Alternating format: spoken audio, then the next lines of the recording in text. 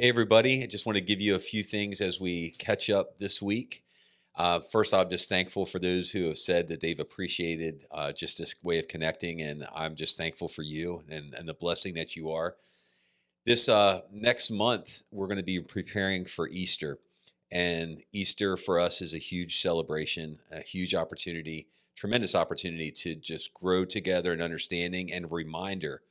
Some of us have plenty of knowledge, but we need the reminder in our hearts of what actually took place in our to allow us to be saved, to allow us to be transformed into sons and daughters of God and enter his family. So as we say we're a family pursuing the kingdom of Jesus, it's not about anymore what we did. It's about who we are.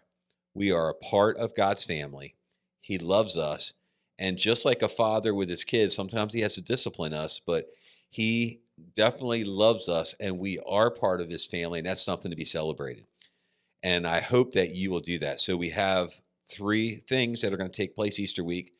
We're going to have the Seder meal, the Passover meal for some of you who better understand it. And I've already had people begin to volunteer. Thank you for that. Two, we have the Good Friday service, which we call the Tenebrae, which is the evening of shadows. This is very impactful. And then three, Sunday morning, we will all come together celebratory and putting flowers on the cross and rejoicing at Jesus' resurrection. So that's what we have to look forward to. This past Sunday, though, we discussed from Titus 3 how we are to be. We've talked about gauges. We've talked about working on ourselves. We've talked about the power of the Spirit.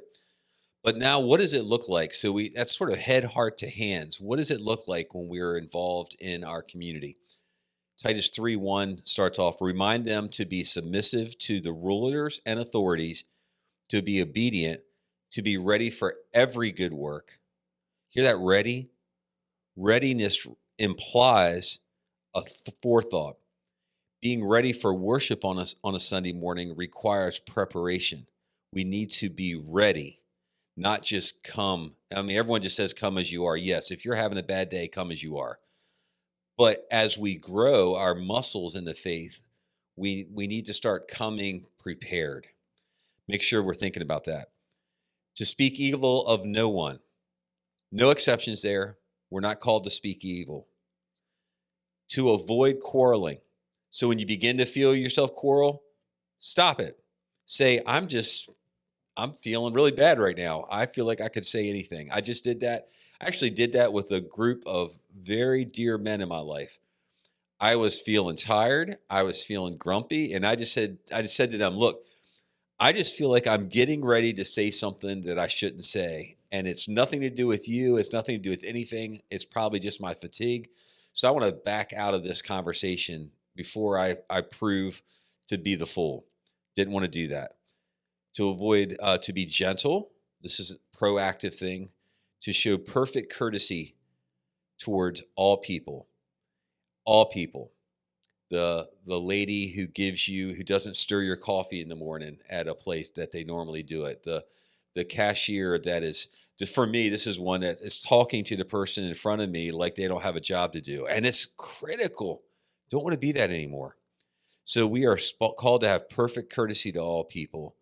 Why? Because we were once foolish, disobedient, led astray, slaves to various passions and pleasures, passing our days in malice and envy, hated by others and hating one another.